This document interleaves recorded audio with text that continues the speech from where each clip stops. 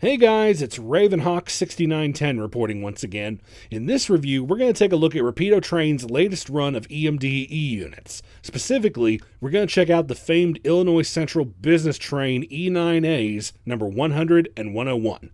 First up though, disclaimer time. Read it! By the time the mid-1990s came around, Illinois Central's 4 E units purchased for business train service had already enjoyed a storied career. Built new for the Burlington route, 100 started life in 1949 as E8A 9938A, while 101 was built in 1953 as the 9977. Both units were rebuilt to pull commuter trains with modern head-end power generators and given a pair of 645 prime movers inside, upgrading them to E9Ms. After serving the CB&Q and later the Burlington Northern in Chicago area commuter service, the pair were sold to the Illinois Central along with sisters 9903 and 9986 in 1992 and painted in a very handsome black and silver rendition of Illinois Central's classic passenger train paint scheme. The plan had been for all 4 units to serve the IC in business train service, but the IC was acquired by Canadian National in 1998 and the units became part of CN's roster. 100 and 101 continued to serve Canadian National until 2013 when they were deemed surplus and sold to Iowa Pacific. After the disastrous bankruptcy of Iowa Pacific, the pair hung in limbo for a while until at least one of them was sold to the Aberdeen, Carolina, and Western where it resides today. As for the models, Rapido offered this second run of EMD E units specifically retooled for head-in power and delivered them in 2024. They offered both DCC and ESU Loksound equipped models as well as straight DC units for conventional running. As is typical for Rapido, the paint and details have been knocked out of the park. If you recall back in 2023, I reviewed 2 Rapido E units from the first run they did, and they had road name and road number specific details on them. Well, the same case is here. These units are accurate representations of the Burlington Northern Morrison-Knudsen rebuilds, with the distinctive feature, to me anyways, being the dual fans in the middle of each unit for the dynamic brakes. Other units from the run feature different rooftop configurations depending on rebuilds and road names, which I really like. Now with this set of units, the sound-equipped models come with DCC and ESU Loksound on board and have the exact same sound file on board each of them. The only problem I've had is that these particular decoders would not take a 3-digit address for the units, so mine are programmed to 1000 and 1001. I hate it when a decoder won't take an address that I need it to be, but I guess it can't be helped. But it is still an annoyance nonetheless. Anyways, enough talk, let's go ahead and go over some of the primary functions you've got with these engines. F8 is the startup sequence.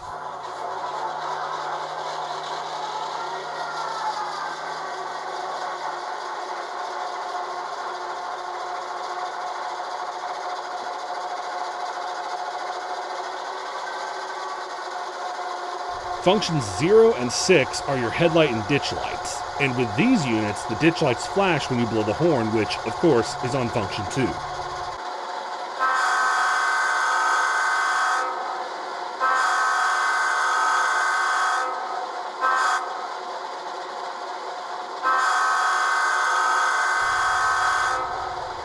Function 1 is the bell.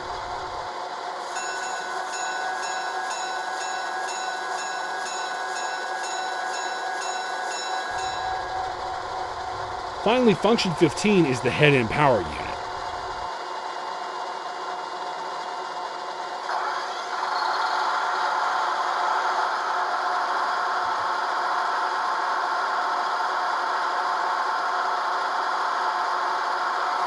Alright, let's go ahead and run the E9s around the layout for a bit.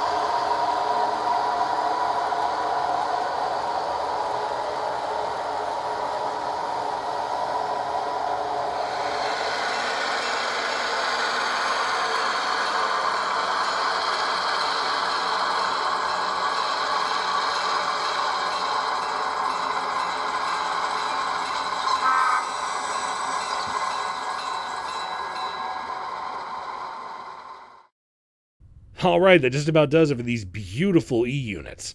When these models were released, they had a suggested MSRP of $669.90 for DCC and sound equipped models and $459.90 for straight DC models.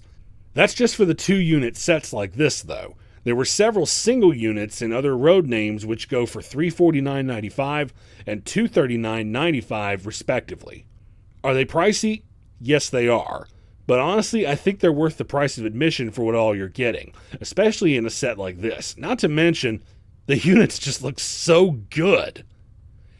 Anyway, we've come to the end of the video. If you've made it this far, thank you very much for that. I really appreciate it. And thank you guys so much for watching as always, and I'll see you all in the next review. This is Ravenhawk6910, signing off.